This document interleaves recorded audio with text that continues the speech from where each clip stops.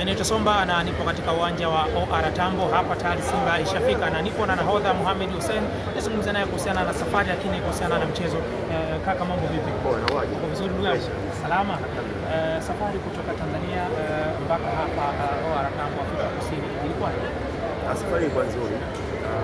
Kama nyumbani salama, kutoka hapa Afrika salama. Hapo tunabakisha ndege moja twende katika mji ambao tunaenda kucheza mechi ya Deben. Kwa hiyo tuko tayari kama wachezaji, maandalizi yamekamilika kabisa. Tunaenda kuhakikisha kwamba mji wa Deben tunaenda kuhakikisha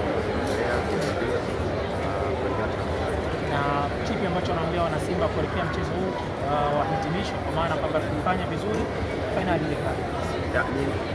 Ni mchezo ambao ni muhimu sana, na binafsi naweza kusema katika michezo yote msimu huu, yani huu mchezo ambao tunacheza Sokutwa raundi ya pili ni mchezo muhimu sana katika season hii. Naweza kusema kwamba nyumbani tumecheza, tunaweza kupata matokeo moja, lakini kuna second round ambayo tutakuja huko South Africa na Afrika, na mimi Watanzania ambao wako hapa kuja kusupport kwa hiyo kuonyesha kwamba tunafanya vizuri pia. Baada ya mchezo kumalizika sasa, mwalimu aliwaambia kuhusiana na mechi hii? Kikubwa mwalimu anafahamu sana lakini pia anafahamu sana anafahamu sana culture au soka la South Africa. Kwa hiyo nafikiri kila kitu kipo ndani yetu. Kwa hiyo ni maandalizi tu kuhakikisha kwamba tunafanya vizuri kwa hiyo Simba imekuwa kingwa sana hapa wachezaji baadhi ikiwemo jina lako. Harmoni kama mnadeni kwa wana Simba kulingana na imani mlikuwa nayo kwao?